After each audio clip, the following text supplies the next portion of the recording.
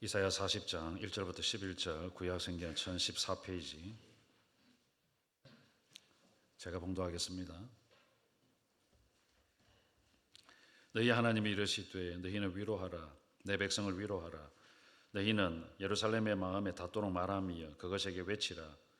그 노역의 때가 끝났고 그 죄악이 사함을 받았느니라. 그의 모든 죄로 말미암아 여호와의 손에서 벌을 배나 받았느니라 할지니라 하시니라. 외치는 자의 소리여 이르되 너희는 광야에서 여호와의 길을 예비하라. 사막에서 우리 하나님의 대로를 평탄하게 하라.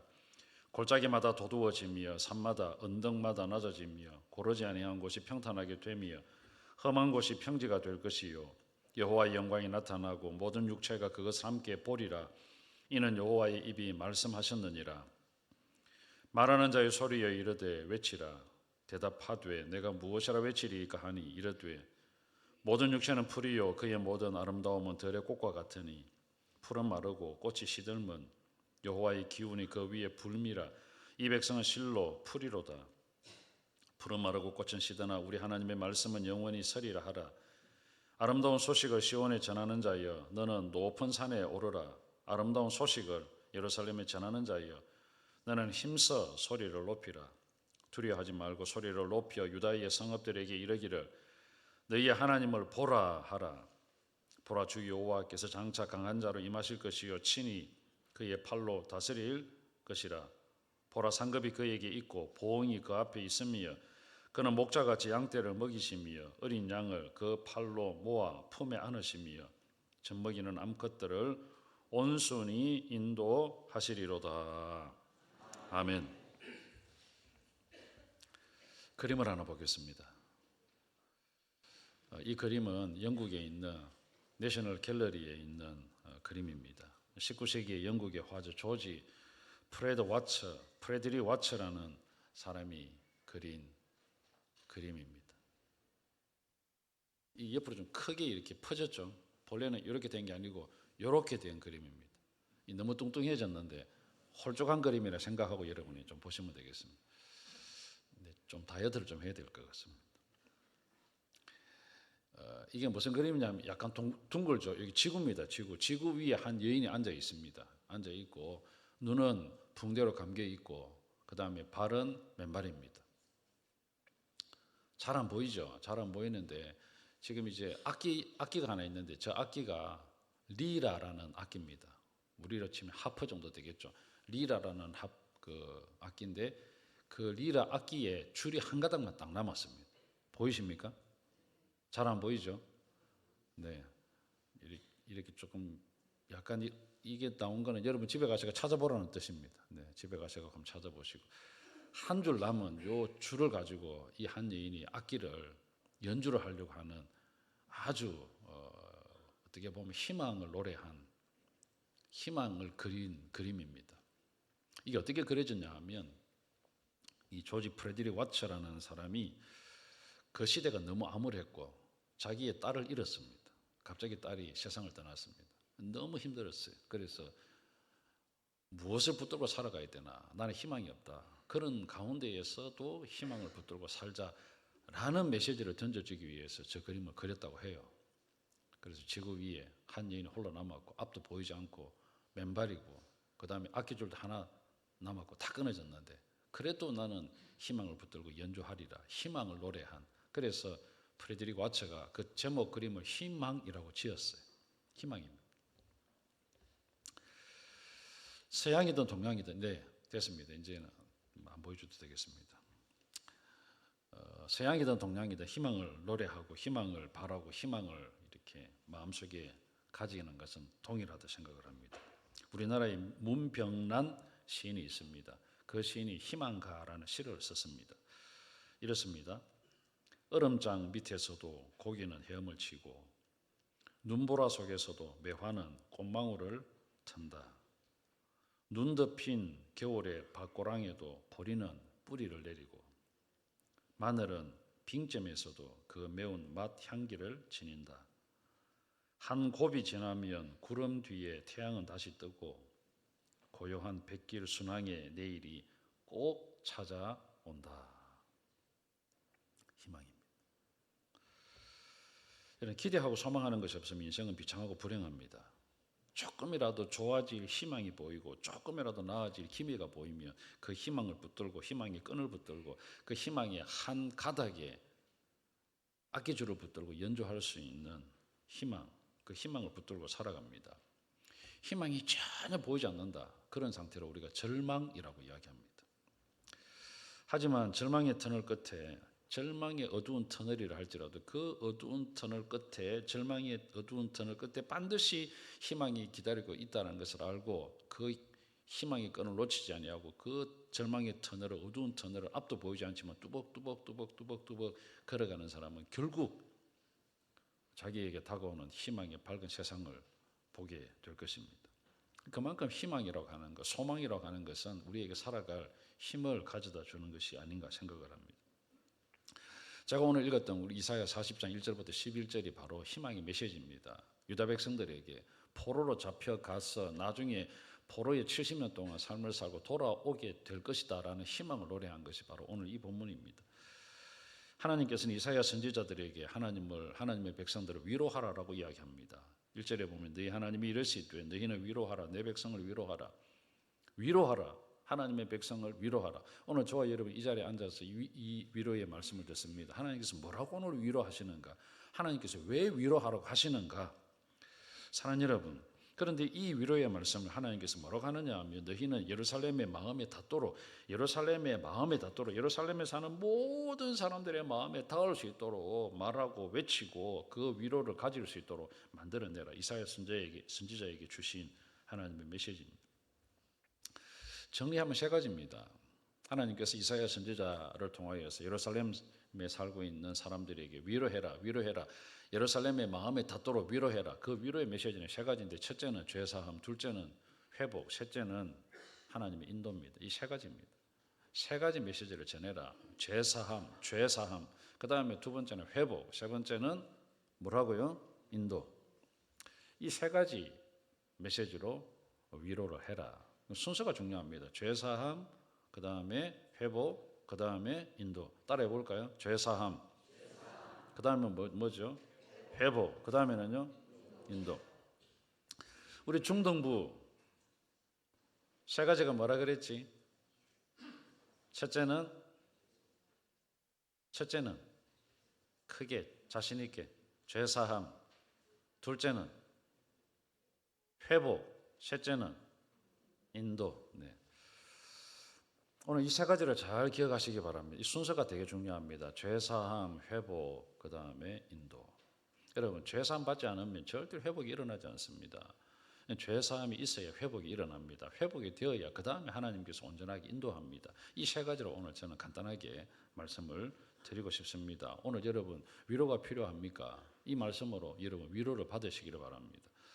사람들의 위로는 그냥 그때뿐입니다. 온전한 위로가 되지 못해요. 밥 한 끼 먹고 그냥 좋은 말 해주고 그때뿐이에요. 근데 돌아서면 또다시 문제가 생기면 또다시 그 사람을 기대해야 되고 또 다른 사람에게 또 뭔가 또 위로를 받아야 됩니다. 그건 한계가 있습니다.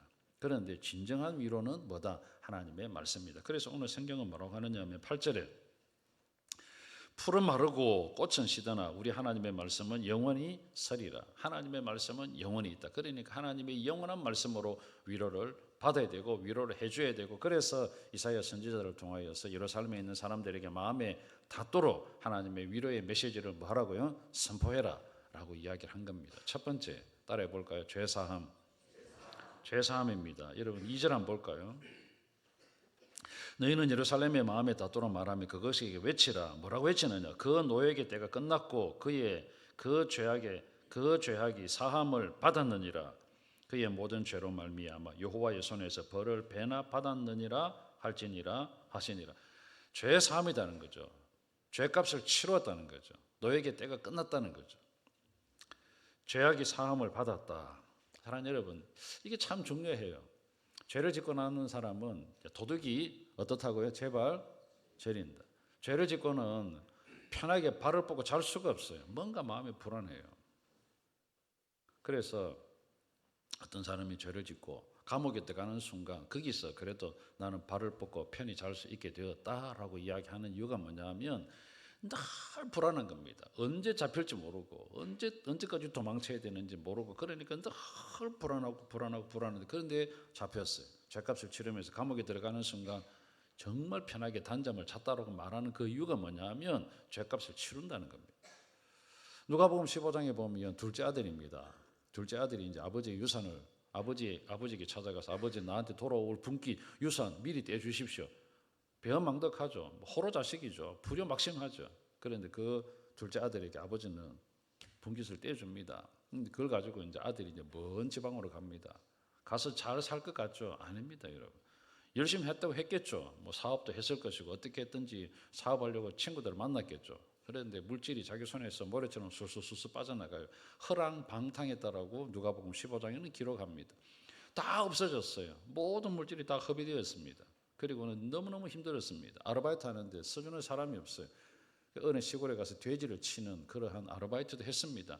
하는 중에 깨달았습니다. 아, 내가 아버지께 돌아가야 되겠구나. 우리 아버지에게는 모든 품꾼들이 배고파서 힘들어하는 그러한 종들은 하나도 없다. 나는 여기서 너무너무 힘들다. 아버지께 돌아가야 되겠다. 생각을 하고 돌아가요. 여러분, 돌아가면서 아들이 별 생각을 다 합니다. 나는 아버지의 아들이라 칭함받기도 부끄럽습니다. 이제는 아버지 밑에 있는 품꾼의 하나로 써주십시오라고 내가 말하고 싶다. 그럴 때도 여러분 돌아가는 그 아들의 마음이 편했을까요? 내가 이렇게 말하면 아버지가 받아줄까? 아니면 종들을 시켜서 내쫓지는 않을까?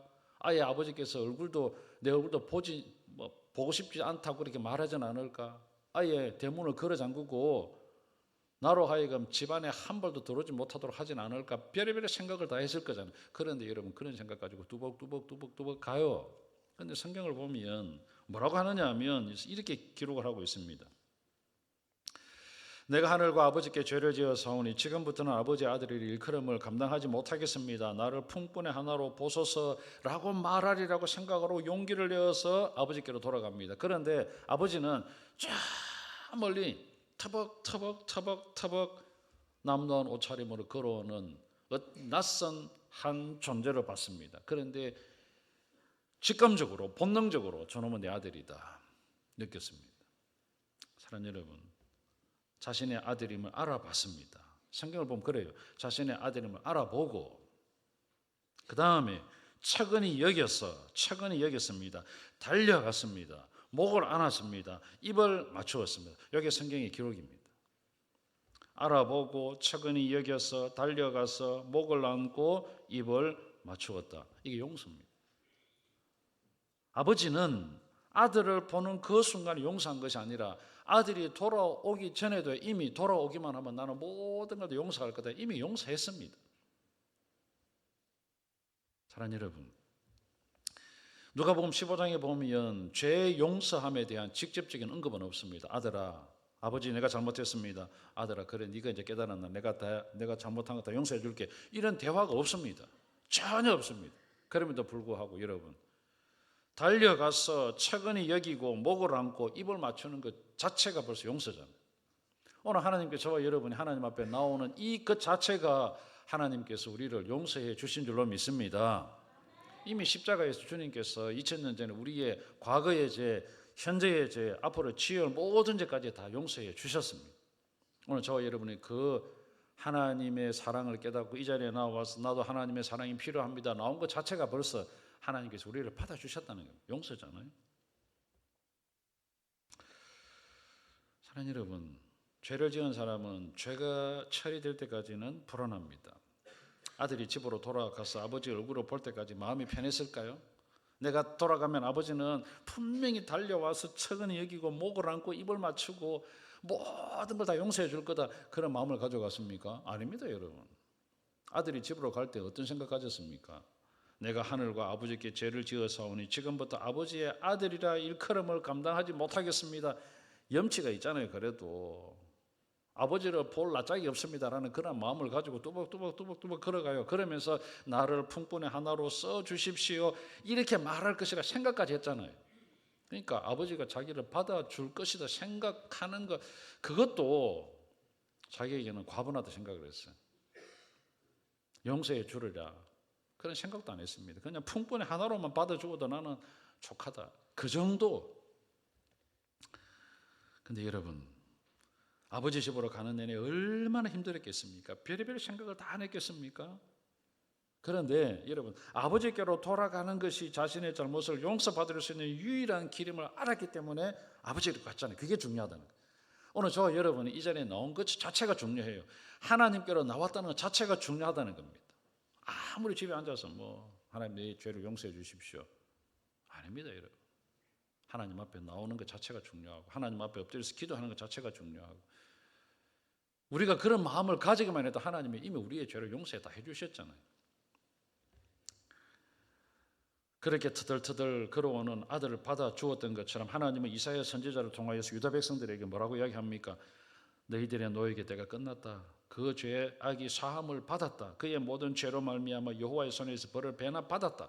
이미 끝났다. 내가 다 처리했다. 오늘 저와 여러분을 향한 하나님의 사랑이 예수 그리스도를 이 땅에 보내주셔서 죄로 얼룩지고 죽음으로 달려가고 있는 택한 영혼을 위해서 십자가에서 우리의 모든 죄를 도말해 주셨습니다. 그리고 그 예수를 믿는 순간 하나님의 자녀, 그 예수를 믿고 마음에 영접하는 순간 하나님의 자녀가 되는 권세를 주셨고 모든 죄가 용서받은 기쁨을 우리한테 주신다 했잖아요. 이게 첫 번째잖아요. 죄사함이죠. 오늘 그렇게 죄사함 받은 저와 여러분이 하나님 앞에 모여서 왕이신 나의 하나님이라고 찬양을 한 겁니다. 그 하나님 앞에 기도하는 겁니다. 그 하나님 앞에 예배하는 겁니다. 그 하나님 앞에 우리의 모든 걸 다 드려서 하나님께 영광을 돌려드리는 것이 바로 이 예배입니다. 왜? 용서함 받았으니까. 여러분, 주일날 예배 드리는 것은 기쁨 가운데 예배 드려야 됩니다. 왜? 죄 용서함 받은 기쁨, 사주의 기쁨을 가지고 우리가 하나님 앞에 예배하는 것이 오늘 저와 여러분이 하는 행위 아닙니까? 예배 행위 아닙니까? 우리가 예수를 알기 전에는 비참했습니다. 예수를 알기 전에는 정말 여러분 우리의 상태가 너무 비참했습니다. 에베소서 2장에 보면 이렇게 기록을 합니다. 그때에 너희는 그리스도 밖에 있었고, 그때에 우리는, 저와 여러분은 그리스도 밖에 있었고 이스라엘 나라 밖에 사는, 우리는 이방인입니다. 약속의 언약들에 대해서는 외인입니다. 세상에서는 소망이 없었습니다. 하나님도 없던 자였습니다. 그런데 이제는 멀리 있던 너희가 예수 안에서 그리스도의 피로 가까워졌고, 그는 우리의 화평이 되셔서 둘로 하나를 만들어 주셔서 원수된 것 곧 중간에 막힌 담을 자기 육체로 허물어 주셔서 하나님과 우리를 화목하게 만들어 주셨어요. 죄 용서해 주셨다는 겁니다. 그것이 바로 오늘 첫 번째 메시지입니다. 우리들의 모든 죄가 용서받았다. 너희들의 모든 죄가 용서되었다라고 선언해 주시는 거예요. 이게 여러분 우리에게 위로가 되잖아요. 위로가 되잖아요. 사랑하는 여러분, 용서받지 못하면 불안해요. 얼마나 불안한지 모릅니다. 사랑하는 여러분, 저도 어릴 때 저희 집에 이제 과수원을 하긴 했는데 좋은 건 팔아야 되잖아요. 때깔이 좋고 크고 맛있게 보이고 이런 거는 다 상품 가치가 있으면 다 팔아야 돼요. 근데 저는 어린 마음에 그게 먹고 싶은 거예요. 근데 너무 먹고 싶은 거예요, 그게. 그런데 어머니는 항상 뭘 주느냐 하면 썩은 거 있잖아요. 썩은 것, 흠이 있는 거, 떨어진 거, 뚝 떨어져 갖고 멍이 드는 거, 이런 걸 먹으라는 거. 나는 그게 먹기 싫은데. 근데 그걸 이제 한 반쯤 썩은 걸 이렇게 돌려갖고 칼로 돌려갖고 그걸 깎아갖고 주거든요. 그게 맛이 별로 없어요. 그건 뭐 먹고 싶겠어요. 그래서 이제 마지못해서 먹긴 먹는데 아버지 몰래 학교 갔다 와갖고는 제일 좋은 거 있잖아요. 붙었는 거. 과수원에 따라가고 하나 따먹었거든요. 그거를 참, 야, 세상에 이런 맛이 있을까 할 정도로 저는 그걸 보는 순간 벌써 맛이 그게 100% 이것보다 훨씬 더 맛있겠다는 생각을 가진 거죠. 이미. 그러니까 따먹는 순간 이것보다 맛이 덜해도 이게 최고로 맛있는 거죠. 따갖고 먹었습니다. 다 먹고 이제 꼭다리까지 다 씹어 먹었죠. 남기면 안 되니까 다 먹고 증거 인멸을 했죠. 싹 완전히 모를 거다. CCTV가 있습니까? 나 혼자죠. 다 불러요. 아버지가 성진아, 네 사과 다 먹었지? 이래요. 바로 보자마자 사과 다 먹었지? 이래요. 먹긴 먹었는데 먹었다고 해야 되나 안 먹었다고 해야 되나 말을 못하고 말을 못하더니 얼굴만 파랗게 고개만 푹 숙이고. 아버지가 너무나 정확하게 이야기를 하시는 거예요. 고기 그 밑에 큰 거 하나 있었지. 그거 따먹었지 이러는 거예요. 그럼 제가 무슨 말 할까요? 참 이게 농부의 심정을 여러분 아시겠습니까? 하나하나 다 알고 있거든요. 어디에 뭐가 붙어 있는지, 어떤 놈이 어떻게 색깔을 내고 있는지 다 그 많은 수천 개, 수만 개 되는 사과도 다 알고 있어요. 다 그거 따먹었지 하는데 제가 무슨 말 할까요? 그 아버지가 그러더라고요. 성진아, 먹고 싶으면 아버지한테 이야기해라. 내가 따줄게. 몰래 따먹지 말고 따줄게. 아들 하나 먹겠다는데 내가 못 따주겠나. 그 말을 듣는 순간 제가 이 모든 무거운 짐이 다 내려진 게 있잖아요. 이야, 저는 십자가의 어떤 사죄의 기쁨이 뭔지를 나중에서야 아버지가 그 말하는데 그게 이런 거구나. 용서받은 기쁨이 너무너무 좋았어요. 먹고 싶으면 아버지한테 이야기하면 되는 거예요. 오늘 저 여러분이 지은 죄, 과거에 지은 죄, 지금도 짓고 있는 죄, 앞으로 지을 죄 모든 죄를 십자가에서 이미 도말해 주신 주 예수 그리스도의 사랑 때문에 저와 여러분 이렇게 나온 줄로 믿습니다. 이게 첫 번째 죄 사함이에요. 그러니까 이 죄 사함 받았다는 것 때문에 저와 여러분이 위로를 받는다는 겁니다. 잘못해도 하나님 앞에 가면 또 용서해 주고, 잘못해도 하나님 앞에 가면 용서해 주고, 또 잘못해도 하나님 앞에 가면 용서해 주신다라는 그것이 바로 위로라는 겁니다. 위로. 그래서 여러분 혹시나 우리가 하나님 앞에 잘못한다 할지라도 하나님 앞에 나아가기만 해도 하나님 우리의 모든 죄를 다 이미 다 용서해 주셨으니까 돌이키고 또다시 죄를 짓지 않으면 저와 여러분이 하나님께서 그래 네가 멋있다라고 이야기해 줄 겁니다. 첫 번째, 이 죄 사함 받았다는 것이 여러분에게 큰 위로가 되시기를 주님의 이름으로 축복합니다. 자, 두 번째 단계가 있다 그랬죠. 두 번째 중등부 뭐라 그랬지? 회복. 그렇지. 회복입니다. 사랑하는 여러분, 자 3절 한번 볼까요? 또 이야기하잖아요. 외치는 자의 소리에 이르되, 이렇게 이야기하러 가잖아요. 너희는 광야에서 여호와의 길을 예비하라. 사막에서 우리 하나님의 대로를 평탄하게 하라. 그 다음에 여러분 회복 이야기합니다. 골짜기마다 도두어지며 산마다 언덕마다 낮아지며 고르지 아니한 곳이 평탄하게 되며 험한 곳이 평지가 될 것이요 여호와의 영광이 나타나고 모든 육체가 그것을 함께 보리라. 이게 회복이잖아요. 주님께서 이 땅에 오셔서 저와 여러분을 만나주시는 가운데에 하나님께서 우리를 찾아오시면 모든 약한 것이 다 회복될 줄로 믿습니다. 골짜기마다 도두어집니다. 골짜기가 도두어집니다. 산마다 언덕마다 낮아지며 고르지 않은 곳이 평탄하게 됩니다. 저와 여러분이 가는 길마다 하나님께서 어려움들을 하나씩 제거해 주셔서 우리로 하여금 평탄한 길을 걸어가게 만들어 주신다는 겁니다. 이게 회복이잖아요. 회복. 그래서 누가복음 4장에 보면 눈먼 자가 눈을 뜨게 되고 그렇잖아요. 귀머거리가 듣게 되고 저는 자가 온전하게 되어지고 하나님의 은혜의 때를 바라볼 수 있는 그러한 놀라운 일들이 이사야 선지자를 통하여서 이미 700년 전에 예언해 놓은 사실대로 주님께서 오셔서 성전에 들어가서 이사야 선지서를 펴고 쭉 읽어주시면서 오늘 이 말씀이 너희의 귀에 응답이 되었다라고 선포를 해주셨잖아요. 사랑하는 여러분, 예수를 믿으면 회복의 역사가 일어날 줄로 믿습니다. 여러분, 둘째 아들이 뚜벅뚜벅 아버지 집으로 갔잖아요. 그럴 때 아버지가 나와서 차근히 여기며 달려가서 안아주고 목을 껴안고 입을 맞췄다 그랬잖아요. 요거는 용서잖아요. 용서. 그 다음에 여러분 회복. 둘째 아들에게 아버지가 뭐라고 합니까? 아버지, 나는 아버지께 죄를 지었습니다. 이제는 품꾼의 하나로 여겨주십시오. 아버지 아들이라 칭함받는 건 정말 부끄럽습니다. 그렇게 이야기했습니다. 그럴 때에 아버지는 들은 척도 안 했습니다. 종들을 시켜서 뭐라고 했냐면, 그래 이놈 저 데려가서 돼지나 치게 만들어라 그렇게 했습니까? 아닙니다. 여러분. 누가복음 15장 22절에 보면 이렇게 이야기를 합니다. 아버지는 탕자가 둘째 아들이 내가 하늘과 아버지께 죄를 지어 사오니 지금부터는 아버지의 아들이라 일컬음을 감당하지 못하겠습니다 라고 말할 때에 종들에게 이렇게 합니다. 제일 좋은 옷을 내어다가 입혀라.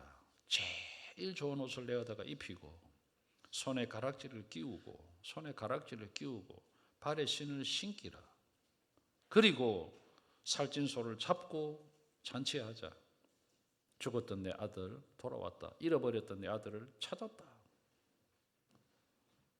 여러분, 회복이잖아요. 제일 좋은 옷을 입힌다. 이게 아들의 신분이잖아요. 손에 가락지를 끼운다. 회복입니다. 신분의 회복입니다. 발에 신을 신긴다. 종들은 신발 안 신었거든요. 그런데 신발을 신긴다. 아들은 신발을 신기는 겁니다. 회복입니다. 다 회복입니다. 회복, 회복, 회복, 회복. 사랑하는 여러분, 하나님은 저와 여러분을 죄 용서함 받는 것으로 끝내지 않았습니다. 그리고 난 다음에 우리가 하나님의 자녀로 삼아주시고 우리에게 뭐라고 하느냐 하면 너희가 내 안에 가고 내 말이 너희 안에 가면 너희가 무엇이든지 원하는 대로 구하라. 그리하면 내가 시행하리라. 하나님의 자녀니까, 너희들이 하나님의 자녀가 되었으니까 지금부터는 무엇이든지 원하는 대로 기도하고 요구하고 요청하기만 하면 내가 다 줄게. 왜? 하나님의 아들이라는 것을 증명하기 위해서, 하나님의 아들이 되었다는 것을 하나님께서 증명해 보이기 위해서 우리가 기도하기만 하면 예수 그리스도의 이름으로 하나님 아버지께, 하나님 아버지 이게 필요합니다. 하나님 아버지 이게 필요합니다. 하나님 아버지 이게 필요합니다. 그럼 내가 다 줄게. 그럼 여러분, 우리가 받잖아요. 우리가 응답받을 때에 내가 하나님의 자녀가 됐다는 확인이 기도 응답이잖아요. 이게 회복입니다. 회복. 사랑하는 여러분, 죄 용서 받았습니까? 죄산 받았습니까? 이제 우리의 삶이 회복이 되어져야 됩니다. 여러분, 어떤 부분이 회복되어지기를 원합니까? 영적인 부분입니까? 육체적인 부분입니까? 자녀 회복입니까? 물질입니까? 가정입니까? 회복을 위해서 여러분이 기도하시기를 바랍니다. 하나님은 분명히 오늘 이야기하잖아요. 외치는 자의 소리에 이르되 너희는 광야에서 여호와의 길을 예비하라. 사막에서 우리 하나님의 대로를 평탄하게 하라. 골짜기마다 도두어지며 산마다 언덕마다 낮아지며 고르지 않는 곳이 평탄하게 되며 험한 곳이 평지가 될 것이요 여호와의 영광이 나타나고 모든 육체가 그것을 함께 보리라. 회복의 역사를 보여주시면서 우리에게 하나님의 영광을 보여주겠다 말씀하잖아요.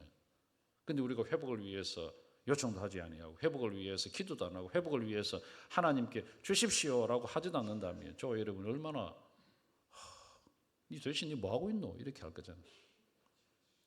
도대체 너희들 뭐하고 있노? 기도도 안 하고 중고등부들아 기도 좀 해라. 저는 참 이 아들이 좋아요. 금요일 저녁마다 나와서 기도하는 분. 지난주는 안 왔지? 어제는 안 왔잖아. 그저께인가? 왔나? 한 2명인가 3명 보이고 안 왔던데. 전도사님 휴가 가서 그렇구나. 그래. 어쩐지. 네.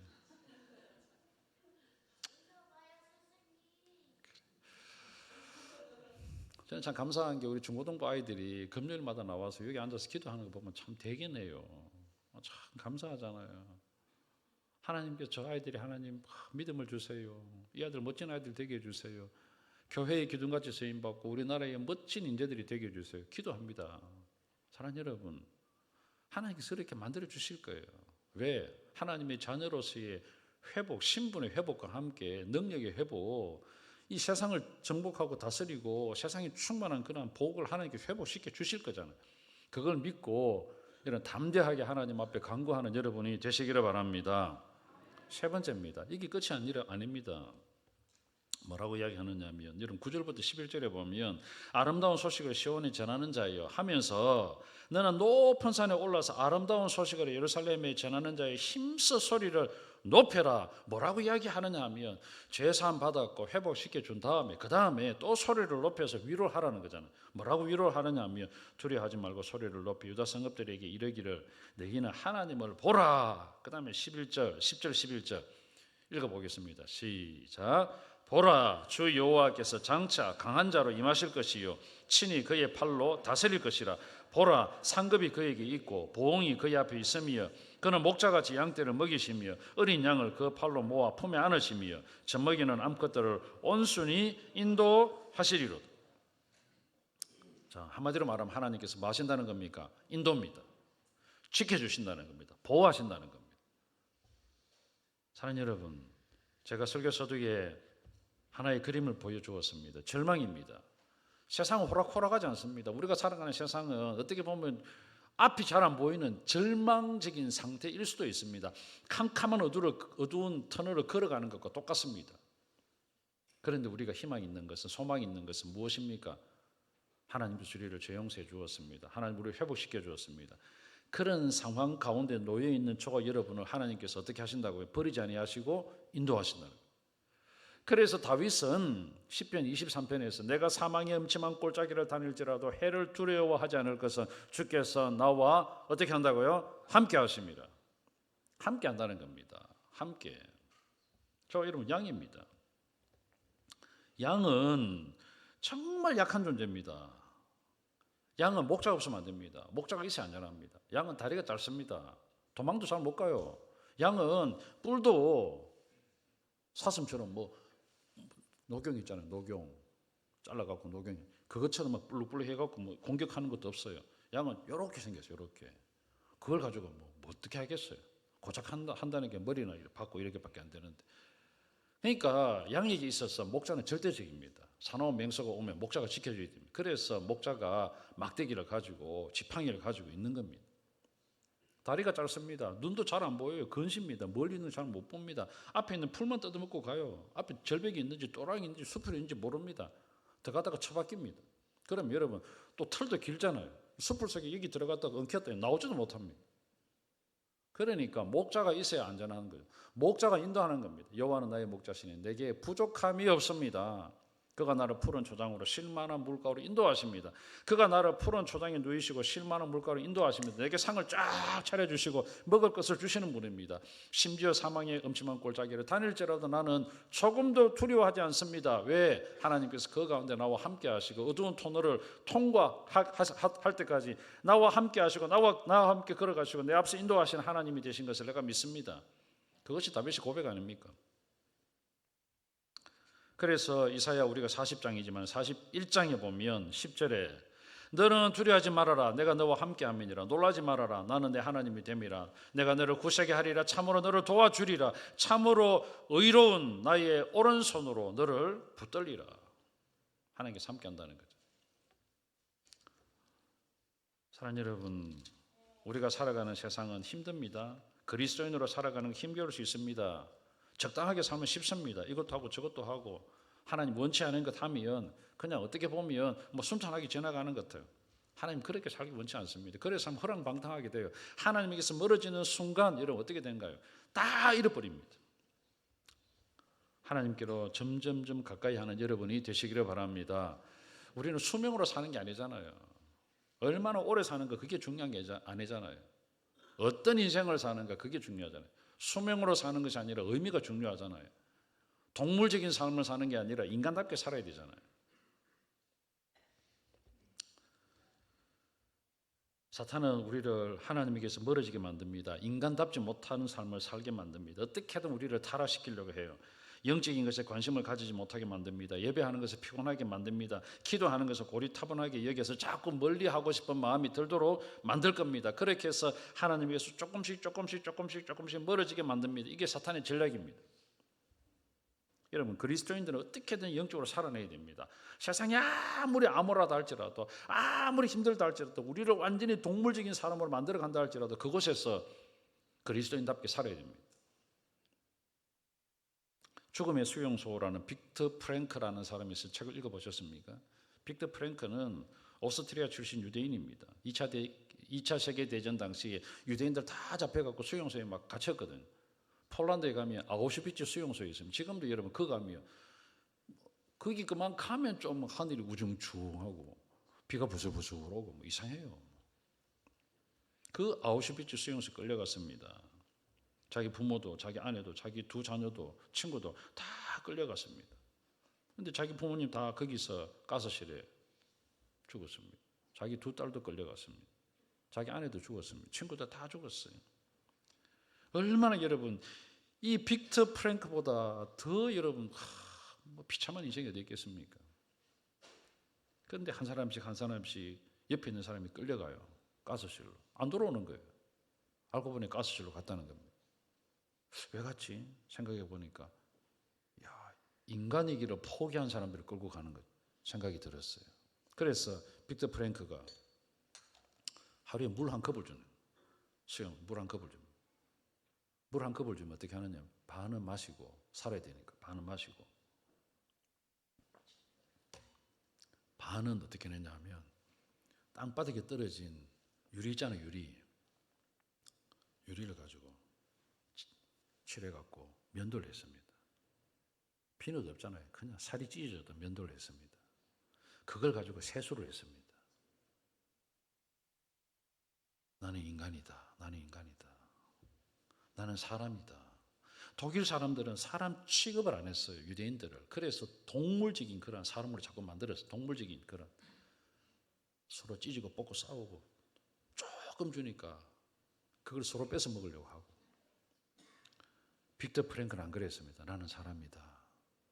독일인들이 아무리 우리를 짐승 취급하고 짐승으로 만들려고 해도 나는 사람이다. 끝까지 면도하면서 버텼습니다. 그런데 와서 한 명씩 끌고 가는데 보니까 짐승처럼 사는 사람을 끌고 가더라는 겁니다. 끝까지 살아남았습니다. 그래서 독일이 패망하고 아우슈비츠에서 살아남은 사람이 빅터 프랭크입니다. 그 사람이 죽음의 수용소라는 책을 썼습니다. 그 글에 그거 있어요. 그러면서 자기가 사람은 수명으로 사는 것이 아니라 의미로 산다. 우리 그리스도인들 여러분 어떻게 삽니까? 하나님께서 그냥 나를 이 땅에 살게 해주신 대로 삽니까? 아닙니다, 여러분. 의미로 살아가는 겁니다. 그리스도인답게 살아가는 겁니다. 죄사함 받았습니다. 우리를 회복시켜 줍니다. 하나님께서 인도해 갑니다. 그럼 우리가 하나님께서 어떻게 인도하실 것인가 기대감을 가지고 살아야죠. 아무리 세상이 암울하다 할지라도, 아무리 경기가 침체하고, 아무리 예수 믿는 사람들이 적어지고 줄어진다 할지라도 한 가닥 남은 줄을 가지고 연주하려고 하는 희망을 붙들고 살았던 사람처럼 저와 여러분 그렇게 살아내야 되잖아요. 오늘도 마찬가지입니다. 죄 사함의 기쁨을 여러분 가졌습니까? 하나님 회복시켜 줍니다. 아직 회복이 안 됐습니까? 회복을 위해서 여러분 기도하십시오. 하나님 분명히 회복시켜 줍니다. 여러분 회복되어졌습니까? 하나님께서 여러분을 놓치지 아니하시고 뚜벅뚜벅 앞서 행하시고 이스라엘 백성들을 가나안 땅으로 향하는 가운데에 광야에서 구름 기둥으로 불 기둥으로 인도하셨던 하나님, 우리를 놓치지 아니하시고 앞서 행하신 하나님입니다. 오늘도 이 험난한 세상에 저와 여러분 함께 하신 하나님이신 줄로 믿습니다. 이번 한 주간 동안 이 세 가지를 꼭 기억하십시오. 나는 죄 용서 받았습니다. 나를 회복시켜 주신 하나님 기대합니다. 하나님께서 내 손을 붙들고 뚜벅뚜벅 인도하시는 것을 내가 믿습니다. 어렵고 힘들고 괴롭고 답답할 때에 사람들에게 위로받는 것이 아니라 하나님의 말씀으로 위로를 받고 이 어려운 시기를 잘 이겨낼 수 있는 그러한 그리스도인으로 살아내게 주시기를 바랍니다 라고 기도하시고 그런 아름다운 삶을 살아가는 우리 모든 새로운 성도들이 다 되시기를 주님의 이름으로 축원합니다. 아멘.